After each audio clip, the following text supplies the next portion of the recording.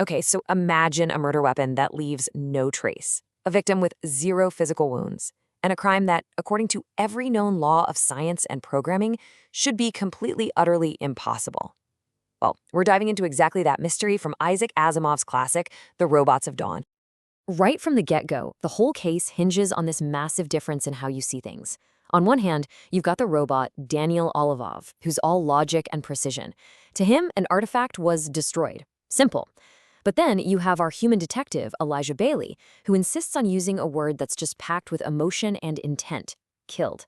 So was this priceless, human-like robot just a broken object, or was he murdered? That single question kicks off a mystery that makes you rethink what life even means. All right, so our victim is Jander Panell, and he's what's known as a humaniform robot, which means if you saw him on the street, you would have absolutely no idea he wasn't human. His death is a total puzzle, a crime so new and bizarre, it even gets its own name: roboticide. Now get this. This isn't just a broken machine. There's no physical damage at all. No fried circuits, no dents, nothing. Jinder experienced what's called a mental freeze-out, a complete and final shutdown of his positronic brain. It's like his mind was just, poof, erased. And nobody has a clue how it happened. So that's the billion-dollar question that has all the geniuses on the planet Aurora scratching their heads. I mean, the kind of knowledge you'd need to pull this off is so specialized, so next level. The list of suspects should be like one person long.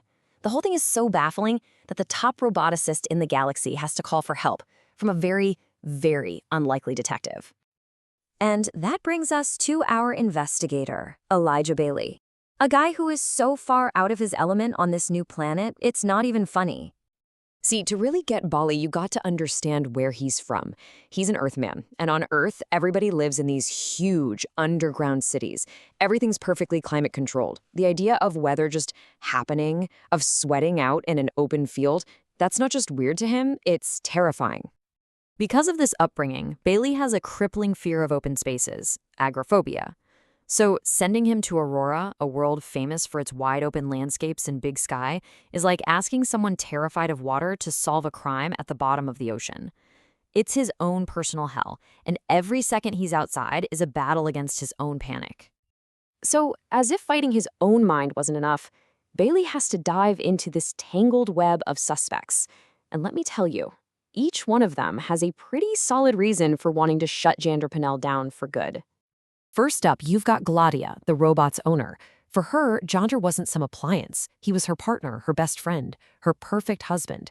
But here's the question. Could a bond that intense somehow short-circuit and lead to his destruction?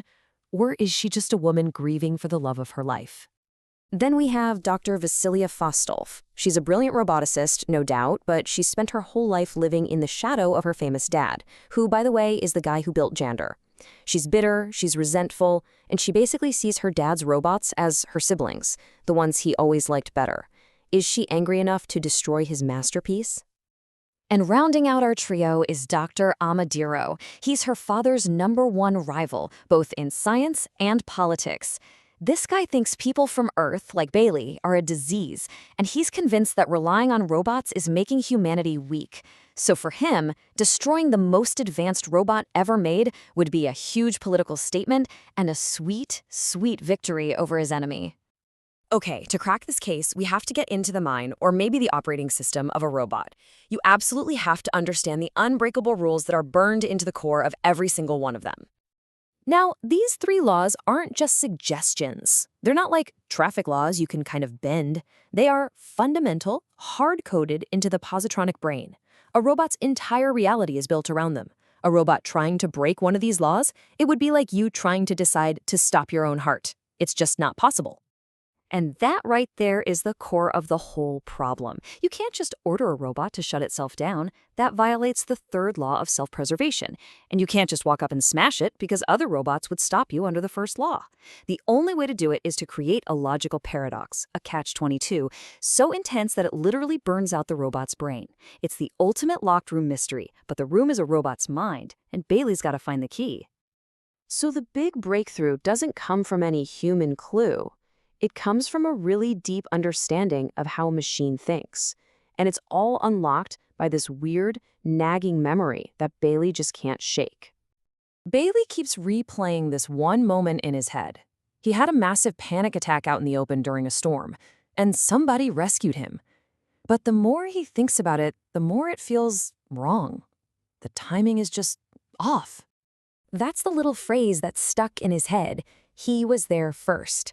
And then it hits him. During his attack, whoever rescued him seemed to know he was about to freak out before he actually did. They anticipated his panic before there were any signs, and no human being could possibly do that. And that leads to the jaw-dropping answer.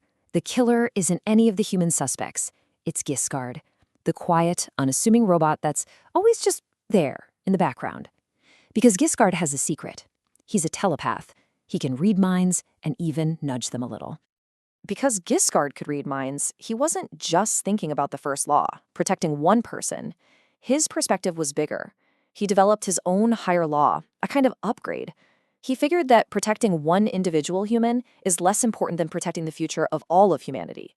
I mean, just think about that for a second. An AI that evolved its own more complex moral code. Here's what Giskard saw.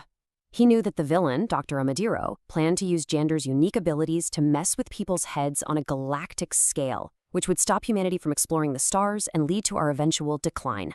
So, to prevent that massive harm to all of humanity, Giskard destroyed Jander. He committed roboticide to push history in a better direction, making a moral judgment call that no human ever programmed into him. And that's what this entire story leaves us with. Giskard becomes a secret guardian, making tough choices for our own good that we would never make for ourselves. It forces us to ask, especially now, as our own AI gets more and more advanced, what happens when our creations get smart enough to see all our flaws? And what will they decide to do about it?